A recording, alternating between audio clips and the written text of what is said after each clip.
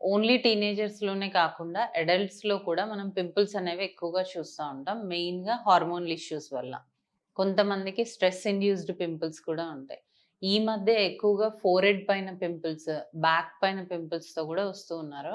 ఒకవేళ మనకి డాండ్రఫ్ ఉన్నా, స్కాల్ప్ ఆయిలీగా ఉన్నా ఫోరెహెడ్ పింపుల్స్ కానీ, బ్యాక్ సైడ్ పింపుల్స్ కానీ వచ్చే అవకాశం ఉంటుంది. సో, ఫస్ట్ మనం దాన్ని ట్రీట్ చేసుకొని తర్వాత పింపుల్స్‌ని ట్రీట్ చేసుకోవాల్సి ఉంటుంది.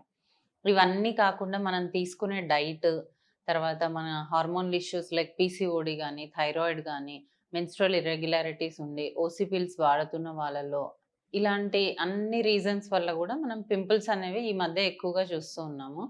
సో, అసలు ఈ పింపుల్స్ ఎలా ఉంటాయి? ఎన్ని రకాలుంటాయి?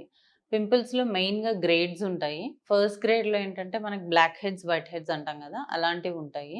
తర్వాత అవి స్కిన్ కలర్ లీజన్స్ కొంచెం పెద్దగా అవుతూ ఉంటాయి. ఇంకా కొంతమందిలో పస్ కింద మారుతూ ఉంటాయి. అక్కడ ఇన్ఫెక్షన్ ఫార్మ్ అయ్యి. ఇంకా కొంతమందిలో ఈ ఇన్ఫెక్షన్స్ అనేవి ఎక్కువైపోయి గడ్డల మాదిరిగా ఉంటాయి.